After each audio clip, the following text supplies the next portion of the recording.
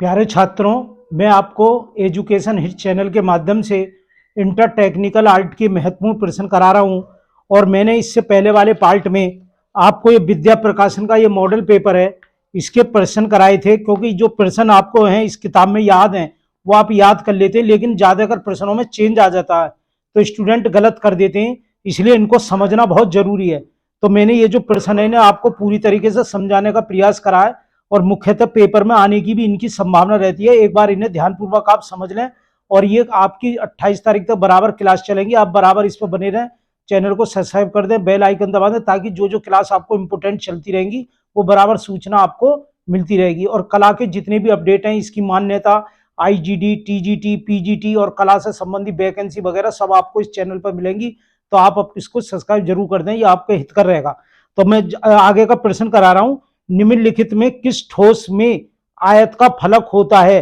निम्नलिखित में किस ठोस में आयत का फलक होता है? देखो ये ठोस है, ये ठोस है, वर्गाकार है। इसका जो आयत का फलक होता है समपार्श्व होता है। समपार्श्व क्यों कह रहे हैं? देखिए इधर समझ लीजिए, ये जो हमारा वर्गाकार है, ये हमारा वर्गाकार है, तो इसके चारों सब क्या सम माने समान, पार्श्व माने छाया। उसकी जो छाया है बिल्कुल समान आएगी, जितनी ये है उतनी उधर होगी दूसरी तरफ। तो इसका जो आएगा वो समान है, समपार्श्व है।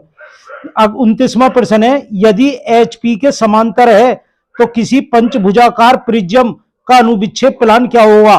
देखिए HP माने मेन लाइन, जो ये जो लाइन है एक पंचभुज है। पंचभुज जो है इस ये जो लाइन है हमने बना दी है, पहली वाली वीडियो मैंने समझाया। इसे तो ऊपर के हिस्से को हमने मान लिया दीवार और नीचे के हिस्से को मान लिया हमने जमीन। तो ये जो हमारा पंचभुज है ये इसके समांतर खड़ा हुआ है, यहाँ समांतर खड़ा है ये दीवार के समांतर।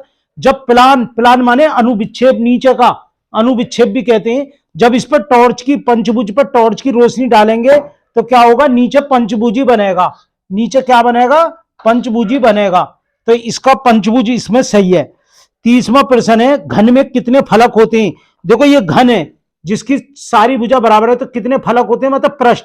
तो आप गिन लीजिए जो घन है, देखो एक, नीचे 2, 3, 4, 5, 6, एक घन में 6 फलक होते हैं। मानक आपके पास ईंट है, अगर ईंट के चारों तरफ उसके पार्ट्स गिनेंगे तो 6 फलक बैठेंगे। सही है। अगला प्रश्न है 31वां, घन के प्रत्येक फलक किस आकार का होता है? घन का प्रत्येक फलक, घन माने जिसकी चारों तरफ से बराबर हो, कैसा होता है? वर्गाकार। वर्गाकार उसे कहते हैं जिसकी चारों भुजाएं बराबर होती हैं, और आयताकार उसे कहते हैं जिसकी लंबाई ज्यादा होती है और चौड़ाई कम होती है। अगला प्रश्न है, त्रिभुजाकार समपार्श्व में कितने पार्श्व होते हैं? देखो त्रिभुजाकार समपार्श्व ये है, त्रिभुजाकार समपार्श्व। देखो त्रिभुज है, इसमें कितने पृष्ठ होंगे? देखो एक, 2, 3, कितने पृष्ठ होंगे? 3। त्रिभुजाकार में 3 फलक होते हैं। अगला देखिए, किसी भी समपार्श्व का पार्श्व किस आकार का होता है? किसी भी समपार्श्व का पार्श्व आयताकार होता है। कैसा होता है? आयताकार। इसका जो हम कोई भी इसमें डालेंगे तो ये जो अगर हम ऊपर ये रखा हुआ है जमीन पे, ऊपर से टॉर्च की रोशनी सबसे पहले गिरी तो परछाई कैसी जाएगी? पंचभुजाकार जाएगी। लेकिन जब सामने से रोशनी गिरेंगे तो रोशनी ये जो भारी किनारा इससे कट के दीवार पर चली जाएगी। जैसे कि आप देख रहे हो दीवार पर परछाई बन रही है बोर्ड पर, तो आयताकार बनती है हमेशा परछाई। अगला है त्रिभुजाकार, 34वां, त्रिभुजाकार समपार्श्व के सिरे का आकार क्या होगा? त्रिभुजाकार समपार्श्व है, ये जमीन पर रखा हुआ है, ये जमीन पर रखा हुआ, तो जब ऊपर से टॉर्च की रोशनी गिरेंगे तो त्रिभुजाकारी इसकी परछाई बनेगी। देखो ये आप देख सकते हैं, ऊपर से टॉर्च की रोशनी गिरेंगे तो ये वाली त्रिभुजाकारी नीचे के हिस्से वाली रोशनी परछाई बनेगी। मैं जल्दी जल्दी आपको समझा रहा हूं, आप इसे एक बार अध्ययन कर लेंगे। अगला है 35वां, निम्नलिखित में किस ठोस में त्रिभुजाकार फलक होता है? किस ठोस में त्रिभुजाकार फलक होता है? सूची स्तंभ में। देखो सूची स्तंभ में ये देखो हमारे पास 2 चीज होती हैं, जो नीचे से चकोर होता है और ऊपर ये चोंच इसकी मिली होती है, इसे कहते हैं हिंदी में सूची स्तंभ। सूची स्तंभ याद रखना, जो नीचे से चकोर होता है और जो नीचे से गोल होता है और ऊपर उसकी मिली होती है उसे कहते हैं शंकु। उसे क्या कहते हैं? शंकु कहते हैं, जिसे अंग्रेजी में कौन भी कह सकते हैं और इसे पिरामिड भी कह सकते हैं। समझ गए? तो ये दो चीज होती हैं, सूची स्तंभ और शंकु, जिसके चारों कोने सारे बिंदु एक जगह मिल जाते हैं। तो इसका प्लान है। तो इसमें क्या कह रहा है ये? निम्नलिखित में किस ठोस में त्रिभुजाकार फलक होता है? त्रिभुजाकार फलक होता है। तो त्रिभुजाकार फलक होता है सूची स्तंभ में। देखो सूची स्तंभ में आगे का जो फलक है त्रिभुजाकार है चारों तरफ। अगला है 36वां, किसी शंकु का आधार आकार क्या होगा? तो मैंने बता दिया, शंकु का अगर हम जब बनाएंगे तो नीचे क्या बनेगा? गोल बनेगा। जमीन में क्या बनेगा? ये गोल बनेगा। शंकु आधार, आधार माने जिस पर रखा जा रहा है, वो वृत्ताकार बनेगा, गोल या वृत्ताकार। पंचभुजाकार सूची स्तंभ में कितनी त्रिभुजाकार पार्श्व होंगे? 5। पंचभुजाकार में देखो ये पंचभुजाकार है, 5 ही पार्श्व है। 1 2 3 4 5, 5 पार्श्व कहते हैं ये पूरे हिस्से को। एक ये इस तरीके से 5 पार्श्व है। अगला कह रहा है किसी गोले का उत्सेद और अनुविच्छेद क्या होगा? देखिए इस सवाल को समझिए, ये 39वां प्रश्न है। देखो ये हमने 2 लाइन खींच दी, ये तो हमने ऊपर मान लिया क्या? दीवार, और ये मान लिया हमने जमीन। तो एक हम गोले का बना रहे हैं, ये गोला हमारी जमीन पर रखा हुआ है। पहले हम इसमें टॉर्च से रोशनी डालेंगे इस गोले पर, तो नीचे परछाई कैसी जाएगी? वृत्त की परछाई कैसी जाएगी? गोल। और फिर हम सामने से टॉर्च की रोशनी डालेंगे तो सामने भी कैसी जाएगी? गोल। ऐसी जमीन में जाएगी और ऐसी दीवार पर जाएगी, वृत्ताकार ही जाएगी। तो इसका है वृत्ताकार बटे वृत्ताकार, ये इसका सही है, वृत्ताकार बटे वृत्ताकार।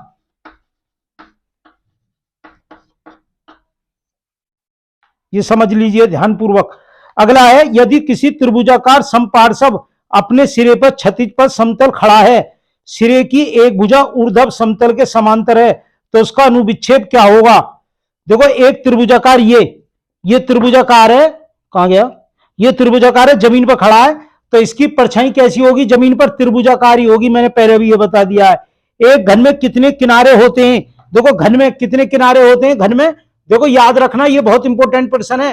पार्श्व कितने होते हैं? 6, लेकिन किनारे कितने होते हैं? किनारे होते हैं 12। अगर आप गिनोगे देखो 4 किनारे तो ये रहे 1 2 3 4 5 6 7 8 9 10 11 12। घन में कितने होते हैं? 12 खाने होते हैं, 12 कोने होते हैं। इसके दोनों कोने गिने जाते हैं। देखो ये भी पहले यहां भी गिना जाएगा, ये 1 2 3 4, ऐसे फिर 5 6 7 8 9 10 11 12।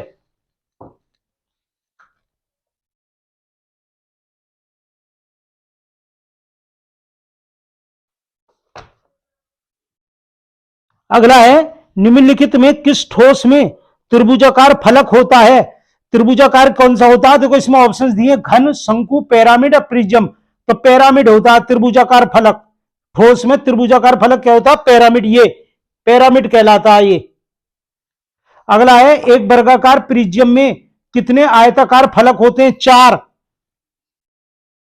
ये अगला है आयताकार, एक वर्गाकार प्रिज्म की भुजा ए, ऊंचाई बी है, इसका आयताकार फलक परिमाप क्या होगा? 2a plus B.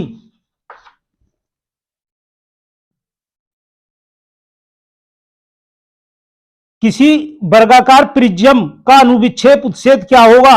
यदि प्रिज्म अपने आधार पर खड़ा है, प्रिज्म अपने आधार पर खड़ा है, देखो ये देखिए ये वाला, ये अपने आधार पर खड़ा हुआ है, तो क्या होगा? वर्गाकार बनेगा और नीचे आयताकार बनेगा। इस प्रकार से जमीन में आयताकार बन जाएगा और सामने वर्गाकार बन जाएगा ऊपर। वह कौन सा तल है जिसमें अनुविच्छेद बनाया जाता है? ऊर्ध्व तल, ऊर्ध्व तल होता है। किसी वर्गाकार प्रिज्म का अनुविच्छेद क्या होगा जब प्रिज्म आधार पर खड़ा है? आयताकार, हमेशा आयताकार होगा, जैसे ऊपर है तो नीचे से आयताकार होगा, आयताकार बनेगा।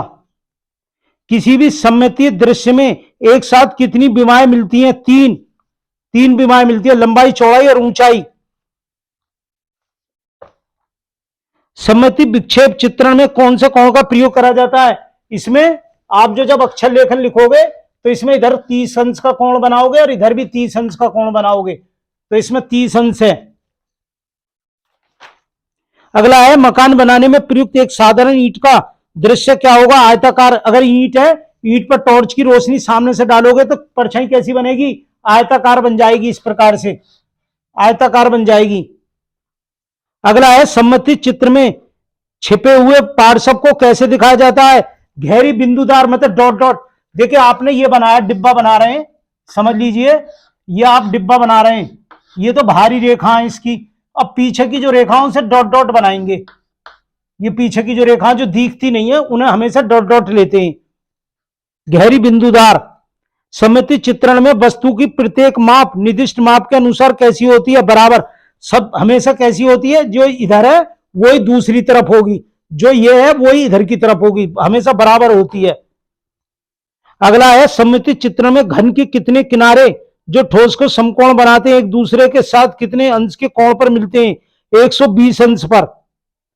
सममिति सेंटीमीटर से शुद्ध सेंटीमीटर से होता है छोटा। सममिति रेखा जो है, जो नीचे की जो रेखा होती है हमेशा इससे शुद्ध सेंटीमीटर से छोटी होती है। यदि सममिति चित्रण में एक संदूक का आधार 6 इंच है तो उसके ढक्कन की लंबाई भी क्या होगी? देखो हम एक संदूक बना रहे हैं, हमने ये संदूक बनाया, ये हमने संदूक बना दिया, तो ये इसका आधार है संदूक का, तो ढक्कन भी, ये 6 है तो ढक्कन भी 6 ही लेना पड़ेगा, जब ही ढक्कन उसमें लग पाएगा। अगला है एक लकड़ी का ब्लॉक एल की ऊंचाई 7 सेंटीमीटर, चौड़ाई 4 और मोटाई 1 सेंटीमीटर है, तो लकड़ी के डंडों काट कितनी होगी? 1 वर्ग सेंटीमीटर की। ये जो हम बनाएंगे देखो इस तरीके से, ये हमने लिया, तो ये हमने 7 खाने ले लिए, इधर काटे और इधर भी हमने काटा, तो ये जो टुकड़े हमारे कितने होंगे? एक वर्गाकार में होंगे, 1 सेंटीमीटर लंबा 1 सेंटीमीटर चौड़ा, वर्गाकार टुकड़ा होगा, एक एक का वर्गाकार टुकड़ा कहलाएगा, 1 सेंटीमीटर का होगा। सममिति चित्र बनाने से पूर्व कौन सी रेखा खींची जाती है? जब सममिति चित्र बनाते हैं तो ये सम्मति सम माने समान, मति माने माप, तो पहले कौन सी रेखा कहलाती है? आधार रेखा खींची जाती है, आधार। तो देखो ये मैंने कुछ इसके महत्वपूर्ण प्रश्न आपको करा दिए, आप इन्हें एक बार ध्यानपूर्वक देख लें। कल फिर एक वीडियो आपके पास आएगी, आप बराबर जुड़े रहें, और तो मैं आपको अक्षर लेखन एक बहुत सरल तरीके से बता दूंगा, और मैं आपको साथ के साथ ये बताता चलूंगा कि जो जिन्होंने पूरी तैयारी करी है तो वो इन क्वेश्चनों कर ले, जिन्होंने पूरी तैयारी नहीं कर पाए तो वो ये वाले क्वेश्चन कर लें। ये वाला जो पार्ट है इसमें 10% आएंगे एक एक नंबर के, ये तो अनिवार्य हैं। कुछ मैंने मॉडल पेपर करा दिए और मैं 1-2 दिन में आपको अलग से दूसरी किताब और है, ये चमन किरण की है, इस किताब में से भी करा दूंगा। इसमें बहुत सारे प्रश्न दिए हुए हैं, कुछ बहुत महत्वपूर्ण प्रश्न है जो पिछली परीक्षाओं में आ रहे हैं लेकिन मॉडल पेपर में दिए नहीं है, उन्हें भी मैं करा दूंगा। इसके बाद आपका कराया जाएगा अक्षर लेखन और एक कराया जाएगा वाक्य। तो या तो आप इसे करेंगे अक्षर लेखन या वाक्य को कर लेंगे, या करेंगे मापनी। तो मेरा ये मानना है मापनी जिन बच्चों ने ज्यादा तैयारी नहीं कर पाया उनके लिए मापनी कठिन रहेगी। तो पार्ट ए में तो आपने कर लिया अक्षर लेखन, पार्ट ए में तो कर लिया आपने प्रश्न, ये प्रश्न कर लिए 10 प्रश्न, ये आपको करने ही है। पार्ट बी में या तो करो अक्षर लेखन या करो आप मापनी। तो आप को दोनों ही पढ़ाई जाएंगी, लेकिन अक्षर लेखन जो नहीं कर पाए उनके लिए अक्षर लेखन आसान होगा। बना सब रहे अक्षर लेखन, कोई दिक्कत नहीं है, सब बना सकते हैं, लेकिन उसका कुछ नियम है, वो नियम में आगे आने वाली वीडियो में आपको बता दूंगा, उसको नियम को जरूर फॉलो करना, तभी आपको पूरे पूरे अंक मिलेंगे।